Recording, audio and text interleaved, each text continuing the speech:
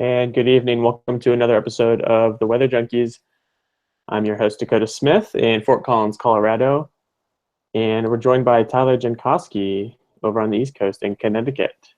Yes, Tyler. good evening. Thank you for joining us on this Thursday evening. It's a summer-like evening here in Connecticut. We have a little bit of haze in the sky. I can see some orange outside there as the sun sets in a couple of minutes, I think. I think it's like 8:12 or 8:13. So nice long days. And I've been enjoying this warmth. It was a slow rise, but we're finally here. We're finally at the 80s and the 90s, and it looks like it continues into Memorial Day weekend. That's great to hear. I know you've been craving that warm weather for a while now. And it hasn't been that humid, so that's what's nice about it. Yeah, that is good. Out here, I don't know, typical Colorado weather. It's been rainy all day today, but it was sunny earlier in the day. It's probably going to be sunny tomorrow. Kind of in this period where we get some severe storms that initiate out in the plains. Actually went chasing on Tuesday and saw a tornado actually, and it was quite an experience. But besides that, pretty much normal weather out here in Colorado. And our guest tonight is JD Renken. He right now he works at KOPN Radio in Columbia, Missouri. He's had a few articles published in NOAA, National Weather Service bulletins, and just recently presented at the AMS, presented his research there. JD, how you doing today, and how's the weather where you are? It's doing really good, actually. We're on the crisp, if you will, of the severe storms. I don't know if y'all have been watching, but Kansas City's just been going through a deluge. I guess that's the best way of describing it. They're under a flash flood warning right now, and Kansas City is about 2 hours west of where I am here in central Missouri. And I've actually, y'all talking about the severe weather, I've got some friends of mine that were chasing all day today, and I was even giving them some pointers on where to set up shop and wait for initiation, as a matter of fact. So it's really, the mugginess continued into here in central Missouri. Yeah, I would have loved to have 90 degrees with 40% humidity. That would have been awesome. Yeah. You guys, that's perfect for summer weather. Yeah, it's been quite active out there in Kansas and parts of northern Oklahoma and Texas. And I'm sure there's been some severe weather in Missouri as well. So let's get into the tweets. We'll get back to JD in a second here to get to the main topic tonight, which is long-range forecasting using a few teleconnections that JD's been researching. And JD, feel free to chime in on these tweets. If you have something to say, go ahead and go for it. The first tweet tonight. The first tweet tonight is from Brian Kahn. You can follow him at BL Kahn. It says, national parks, biggest threat is climate change. So I'm writing a series about it. I've been to a handful of national parks at this point. I try to get to a few every year, and they're some of the coolest places that exist in America. So I'm really interested into what he's going to write about and some of his visits to these places and what he's going to find in terms of how they can be impacted in the future. Tyler, you ever get out to any of the national parks? I don't think I've been to any. I bet you've been to one without knowing. Well, I kind of think of the closest one to you. New England. I think it's up on the coastline of Maine. Oh, okay. Maybe Acadia. Yeah, I'm not sure actually. I've never been. But I don't believe I've been to any. Oh man, you gotta chip some of those away on your list there. Did you have any in Pennsylvania when you were at Penn State? I don't know. I'm going to their website now. I hope they should have a map. Dakota, you don't. Or did you just basically not leave the university? I didn't really leave the island that much. No. I'm actually not sure if there are any national parks in Pennsylvania. I kind of doubt it. I know there's one in Virginia. That's a Shenandoah. Yeah, they had a And big then, wildfire there. Yeah, and then there's Acadia. So I guess Acadia is the closest one to you right now. Anyways, national parks are awesome. I have a map here. There's a good number in Pennsylvania. They're probably national forests, not national parks. Which they list national historic sites on here, but they're not the full-fledged park. To be fair, most national parks are, in the Rockies or west of the Rockies. So yeah, let's be fair. Yeah, let's be fair here. Anyways, really looking forward to this series. A national park up in Maine. That might be the closest one to me. So no, I haven't been. There aren't any close to me. I've been to the Great Smokies. Oh, very nice. Beautiful area there, that's for sure. Yeah, it's a great national park. So I'm curious if he's going to get there.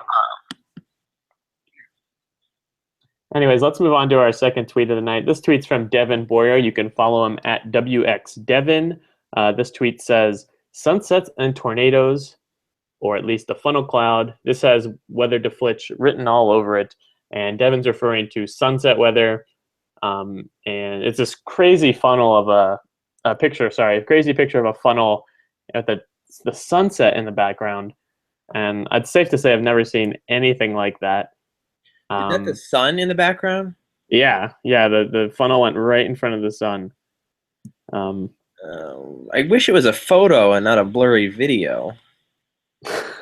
Well, beggars can't be choosers. But yeah, it's a neat scene there with the orange and I guess it's just a funnel cloud, not a tornado. Yeah, and I'm not sure how accurate a sunset tornado forecast could be. Not very accurate at all. Don't think that's even feasible. Tyler, you want to take the next tweet? Yes. This one is from Matt Coker. He is on Twitter at Storm Coker. His bio says he's an avid storm chaser and he's a student at Iowa State University. And he tweeted, storm chasing is Game of Thrones. Canadians are the wildlings. North Plains chasers are Night's Watch. And Oklahomans are the Lannisters. I will say right off the bat, I do not watch Game of Thrones. I don't know what this tweet means. Neither do I.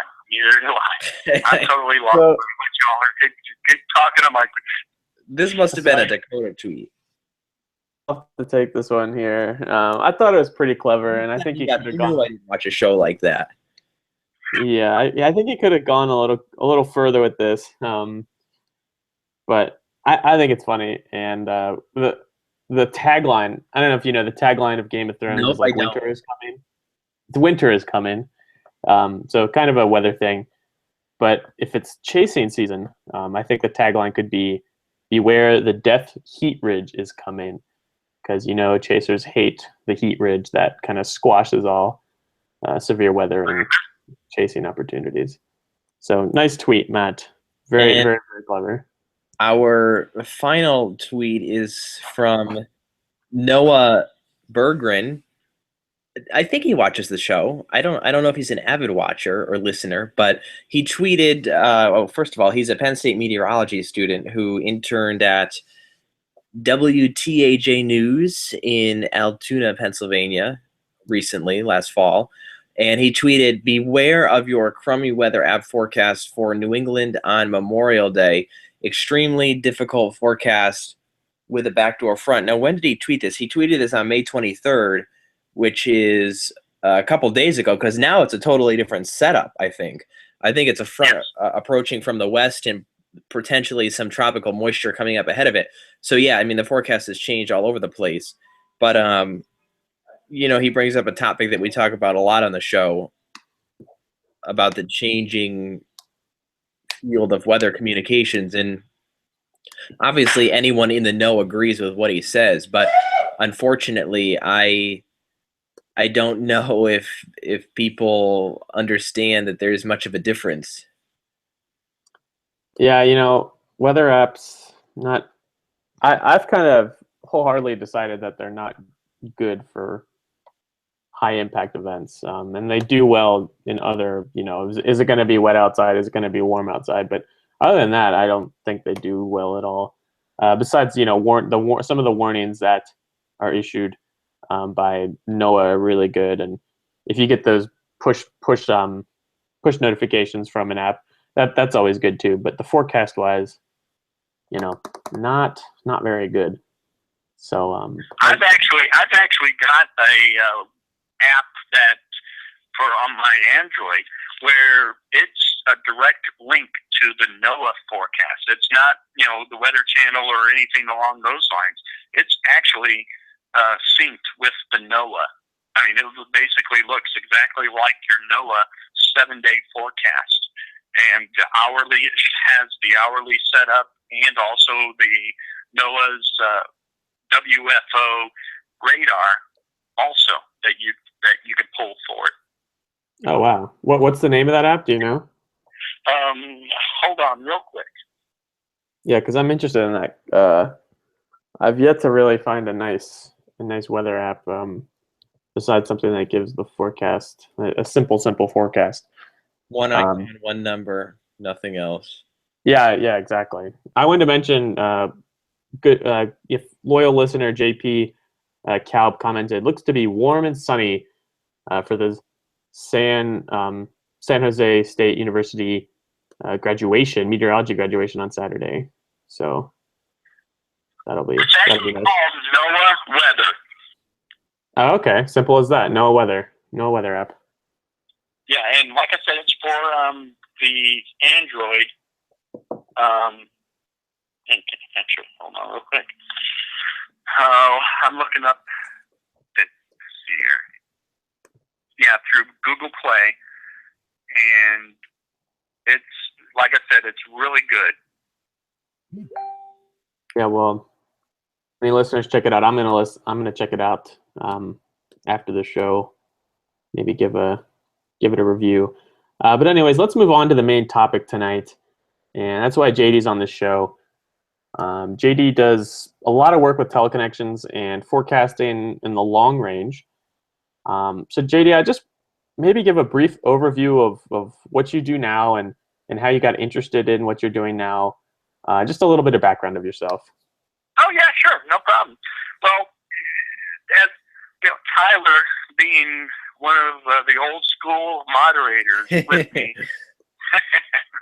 Oh yeah, good times, right? Good things for social media, right, Tyler?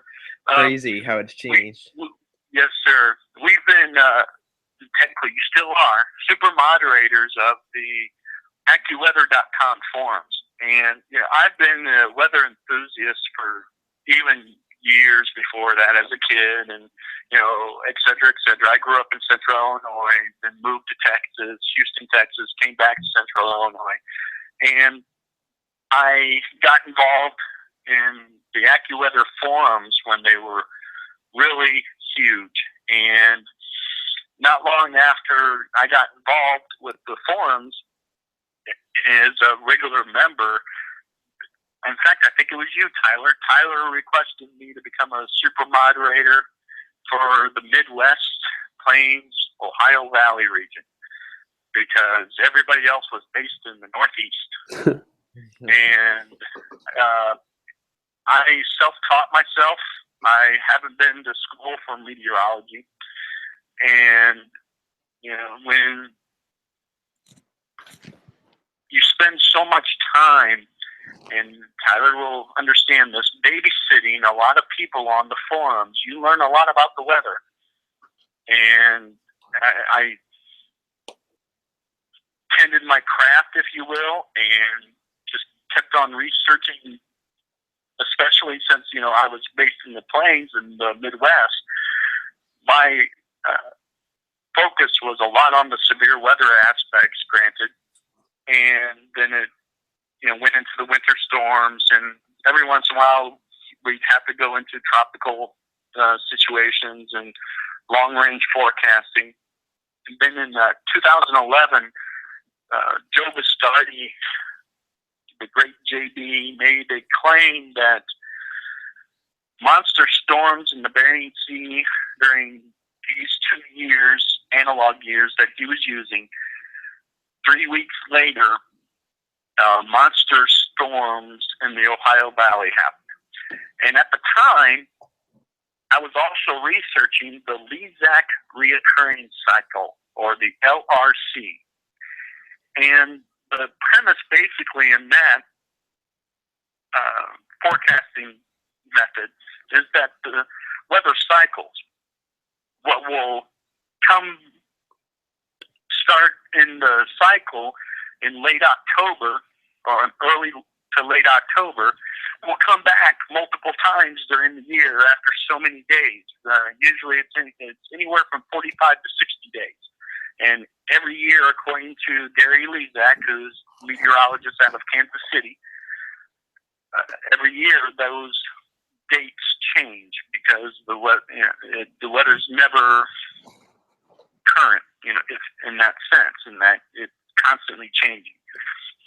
And so I sat there and I watched the theory that Gary Lezak was saying, applied it to what Bastardi was saying, and I spent that whole time studying the Bering Sea. And I found that it didn't matter if it was a storm or if it was a high pressure or just a standard run-of-the-mill trough. The weather in the Bering Sea had a direct correlation to the United States between 17 and 21 days later. And after applying that theory in the forums for 2 years, I went to the University of Missouri, Dr. Anthony Lupo, who at the time was the department chair of the Atmospheric and Environmental Sciences department there at the zoo. And I said, here's my theory.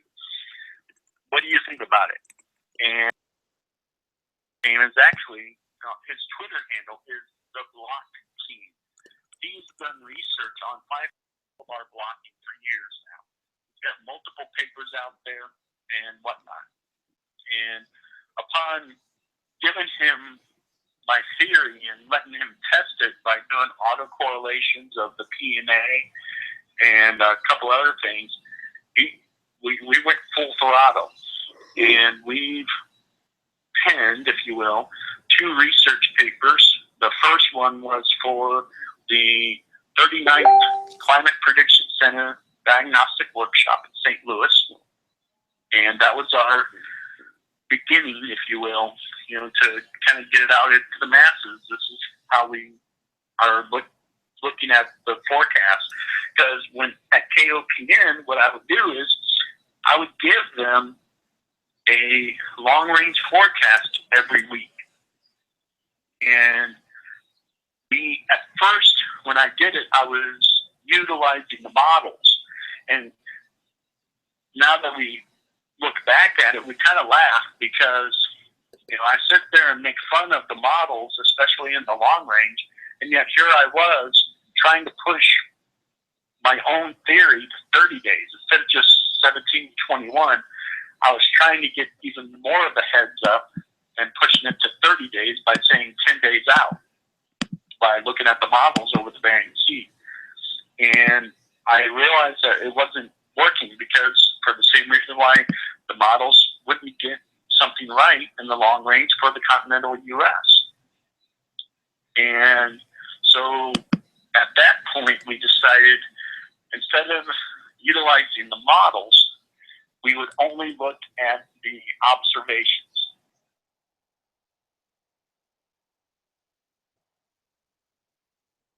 Okay, so I'm curious, how do these long-range forecasts, how can they be utilized by NOAA and the Climate Prediction Center? I know they do some long-range forecastings now, but how can these types of, the Bering Sea rule and the Typhoon rule, how can they be utilized by the Climate Prediction Center and NOAA? Oh yeah. They will give you the Bering Sea. We call it the trifecta because the Bering Sea rule is based on a reoccurring Rossby wave train. And what happens in the Bering Sea is verified by what happens with the Typhoon rule, because you can literally follow it. 20 days, you'll get yourself a 20-day heads up by looking at something at an observation in the Bering Sea. And then roughly 10 days later, you'll look at the Typhoon rule application. The Typhoon rule states that 6 to 10 high pressures in East Asia, it will be in the eastern United States 6 to 10 days later. So that we'll look back at the forecast, which was for the Bering Sea rule, and then apply that going, well, yeah, that's right on point, because, when we look at the Typhoon rule, we'll say, well, yeah, 10 days ago, this is what the Bering Sea rule showed, and then in between then, you'll start seeing hints of the models catching on to, Yeah. Between 8 and 15 days on the models. And So it's just awesome, put it that way. yeah, so I noticed you're doing some more research on severe weather outbreaks, and I've noticed that there's a lot of this long-term research cropping up that is focused on long-term severe weather outbreak forecasts. Why are these, in particular, severe weather long-range forecasts, why are these useful, and what kind of real-life applications can we use these for?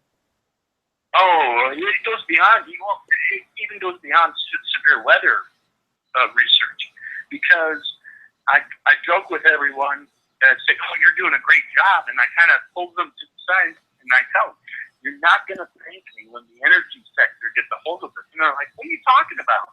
I said, well, okay, just imagine.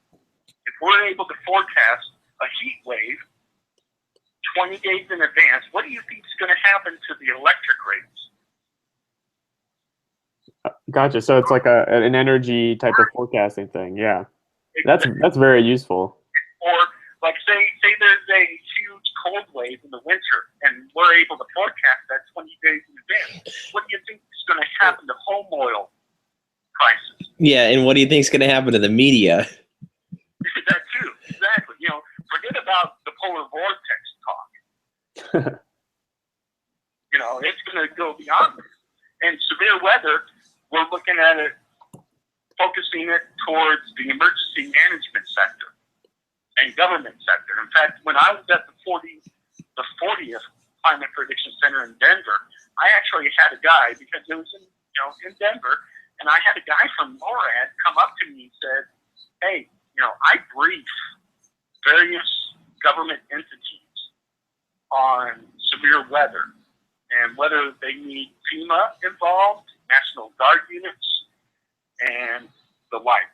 And he said, if you can really get this nailed, this will be huge, because we're going to be using your method to give the government 20 days warning. Gotcha. So what is some of the future research you're going to do? Where are you kind of narrowing in on in terms of specific research and what you're going to do in the future? Well, right now we're going to focus on even going farther by looking at the actual reoccurring Rossby wave train, because like our next paper is based on, we were forecasting the return of flooding that happened in St. Louis in the late December period, December 23rd through the 28th. And we were forecasting that it was going to return in March based on the reoccurring Rossby wave train.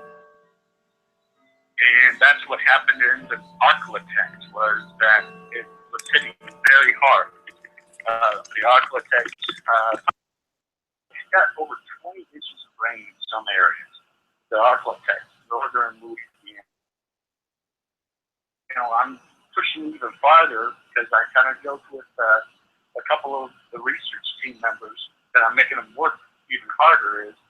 We've noticed that whenever the SOI is volatile, if it jumps or falls over 10 points, 20 days later, a severe weather event will happen in the U.S. during the summer and spring. And during the winter, you'll have a major storm hit the eastern United States. And then going beyond that, too, is we're going to develop 2 new indexes. And one of them is going to be the Northern Hemisphere equivalent to the SOI, or the Southern Oscillation Index. Oh, okay. And then the other one is going to be purely based on the Bering Sea rule that we use. And the reason why we're doing this is this research will quantify the Typhoon rule and the Bering Sea rule, because we're actually going to have data that we can use. Mm-hmm. Cool. So where can we find your future research and the research you've already done? Can we find it on the internet anywhere, or should we look at publications? Where should we look? There's multiple ways. If you do a simple Google search, it's on the Bering Sea rule, you'll get a ton of hits on our research, and 2, we actually have a dedicated forum thread in the AccuWeather forums where we talk about the reoccurring Rossby wave train, the Bering Sea rule, and the Typhoon rule, along with a lot of the SOI that I just discussed too. And then also, we have 2 websites dedicated, I would say. One is my KOPN FM weather blog, and then the other, which is really the nuts and bolts, if you will, of the research, is run by one of our research members. It's beringsearule.blogspot.com, and that website has all of our maps. It also has all of our data, where if you look, for instance, on the northeast temperature forecast, you can actually see the correlation between our correlation point on St. John's Island in the Bering Sea to the correlation point off of Long Island in the northeast. And you can see the pattern. And one of my favorite sayings,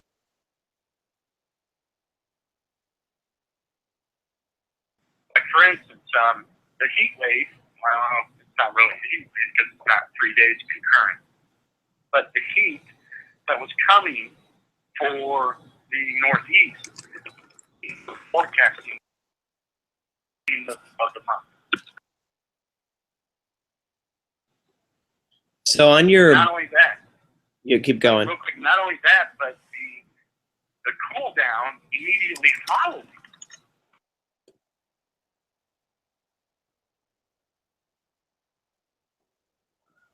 So on your website here, the Bering Sea Rule blogspot, I see a number of tabs with model maps in plots.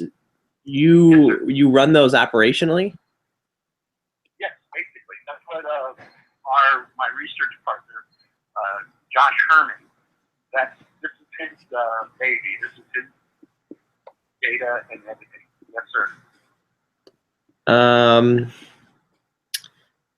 Sometimes we talk about our target audience for the show, and so far the answer has not really been an answer. So I suspect that some people that watch or listen to this radio show, I say watch because it's on YouTube, but the show are probably interested in weather, but they don't know a whole lot. So you've brought up heat waves and severe weather as to some of the things that you're able to forecast with this research that you're doing.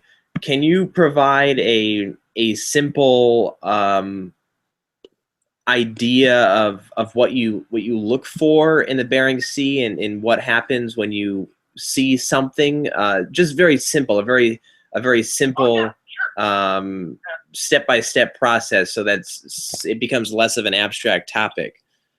Yes. Before Josh made all of this automated, what I would do is I would look at the Ocean Prediction Center's 500 millibar and SLP observations maps for the Pacific. So sea level pressure and a map for halfway up through the troposphere. Exactly. Yep. Was about 18,000, 18 and a yeah. half, I think. About 20,000 feet. Yep. And I would look at that in my mind. In fact, this is why Josh developed we call it an overlay. If you look on the website, you see teleconnection maps. I visualized that map that Josh developed, and I would look at that, and however the SLP or the 500 millibar looked over the Bering Sea, I would, in my mind, picture this teleconnection map, which shows the continental U.S. stretched along the Bering Sea, and say, okay, when I would make my long-range forecast, I would tell my listeners, this is what's going to happen here in central Missouri. We're going to have below normal temperatures during this time period, above normal temperatures. A storm system would bring rain on this state and the like. So I would have so many issues, especially when I was at the CPCBW discussions. They're like, "That's it," and I'm like, "Yes, sir. That's all I did." I would look at the 500 millibar charts or the surface low pressure charts, and because of in my brain having that picture of the continental U.S. over the Bering Sea, that's how I would make my forecast before we got that automated overlay done. Fascinating. I have the image pulled up now, and at first glance, I didn't actually notice that you had the Bering Sea overlaid on the United States. But if you are listening and you look up this map, basically it's the United States and then the Bering Sea on top of each other, and then the contours. Where are the contours? Are the contours from the Bering Sea? No, that's how we stretched out the continental U.S. now. And, the stars are our correlation points that if you go to the website and click on one of the tabs, which is either the SW max temp, MW max temp, or Northeast max temp, those, and I requested from Josh that we start with the stars over the Kamchatka Peninsula and correlated to southern Utah. And then there's an island, if I remember right, I think it's a 2. I'd have to ask him. And it correlates to the North Carolina-South Carolina border. But the correlation of the central Missouri to Sitka Island in the Bering Sea is for Springfield, Missouri, and the correlation point for southern Utah is our southwest. That's my fault. I'm sorry. It's the Medford, Oregon, is the extra one that I requested to add more data points to it. So the contours here of 500 millibar geopotential height geographically correspond to which point on the Earth? Oh, you're actually looking at the OPC maps, Tyler. I'm looking at the one that says Bering Sea rule with the colors of. Okay, all right. I thought, the Medford, Oregon, which is the one on the farthest left, obviously, is a spot in far eastern Russia. The southern Utah is on the Kamchatka Peninsula, the southern Kamchatka Peninsula. The Shemaya Island correlation point is to Springfield, Missouri.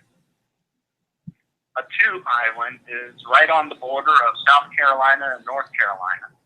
And St. John's Island inside the Bering Sea, because Attu and Shemaya is part of the Aleutian Island chain. St. John's Island is in the middle of nowhere in the Bering Sea, and that's correlated to a point on the farthest point of Long Island. So, do you think that this has to do with the weather generally moving from west to east, and you Yes, sir. and That's you the reoccurring Rossby wave. Yep. and you look at the pattern in the Bering Sea, and it takes roughly 17 to 21 days for that same pattern to be placed over the United States, and so that's how you're able to foresee what's coming. Exactly, yes, sir. And that's why, and then if you look at the map below that, which is the one for the Typhoon rule, you can see that we've got that one stretched out so that Seoul, South Korea is roughly Cairo, Illinois.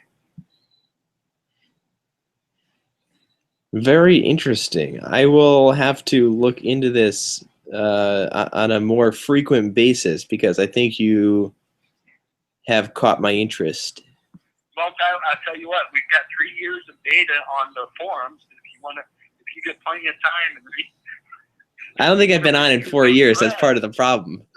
You've been really busy.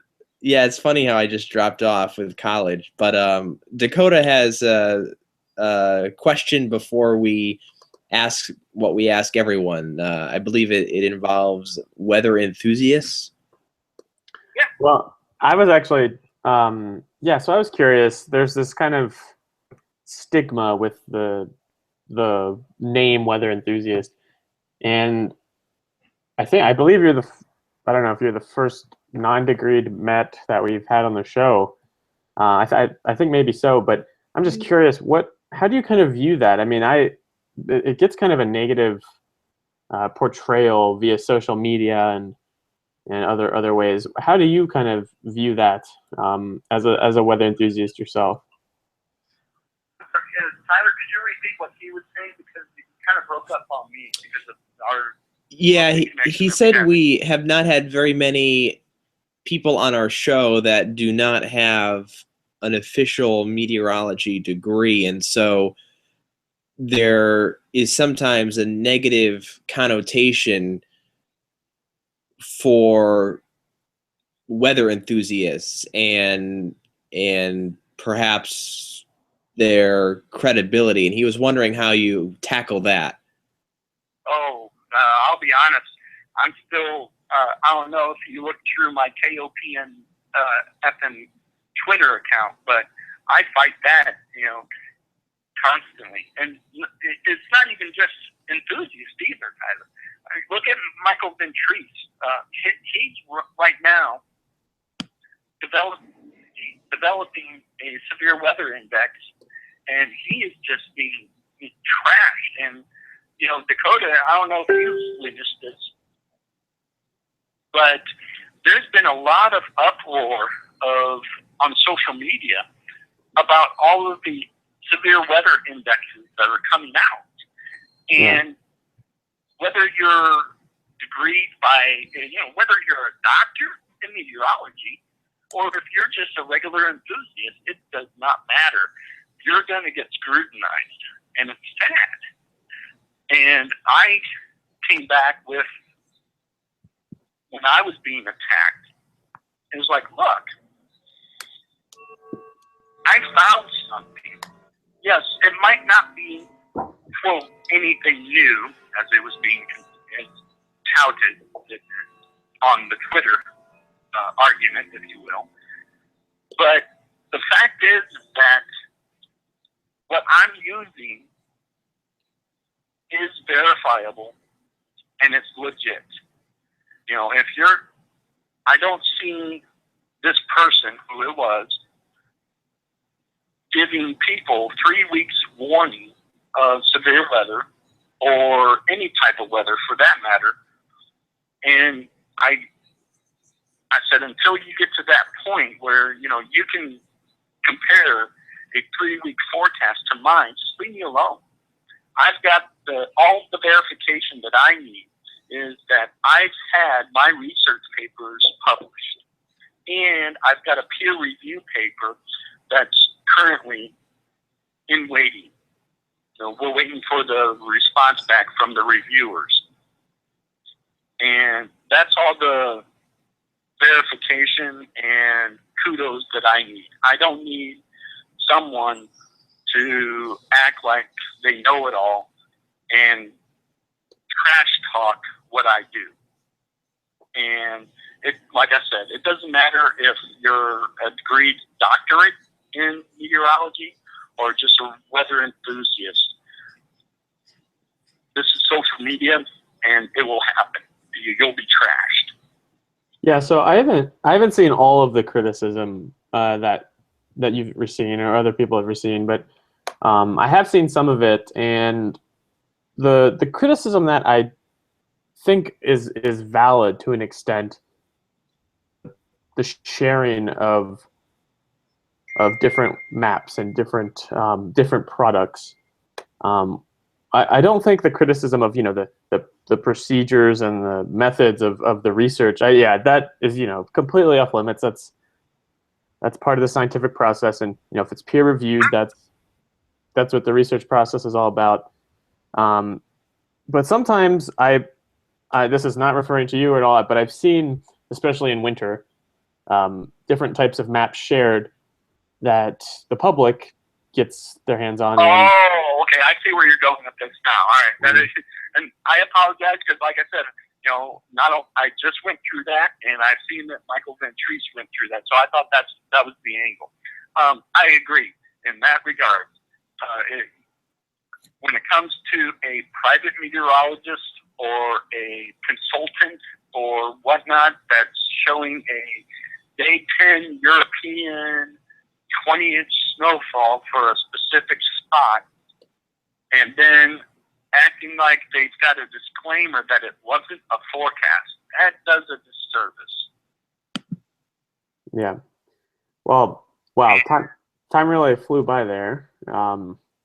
We could probably talk for hours about this, but we should probably start to wrap up.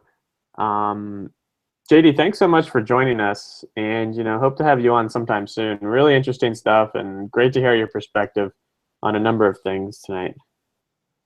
Oh, I appreciate it. You know, I actually got to talk to Tyler. I've known him for what now? 8 years, Tyler? Yeah. That's good. You were just a kid. I hate to put it like that. You definitely did. Reuniting over the Weather Junkies. All right, thanks, JD. You can follow us on the WX Junkies on Twitter if you don't already. We're also on Facebook. You can listen to this podcast on SoundCloud, YouTube, Stitcher, and iTunes. And if you're on iTunes, give us a rating or review. We just want to hear from you. Tyler, want to go ahead and tease next week? Yes, we continue our Thursday evening episodes, and even though we're going into the summer months, we're going to stick with our 8 o'clock schedule next week, and we are very excited to have on the show a meteorologist from WX Bug, Mark Ellenwood, to discuss good and bad of storm chasing. And there's been a number of tornadoes in recent days, and every time people chase storms, there's always a bit of a controversy. So it's bound to be a good discussion next week, Thursday at 8 o'clock. Mark Ellenwood talking about storm chasing. Plenty of things to talk about. Dakota, you want to take us out?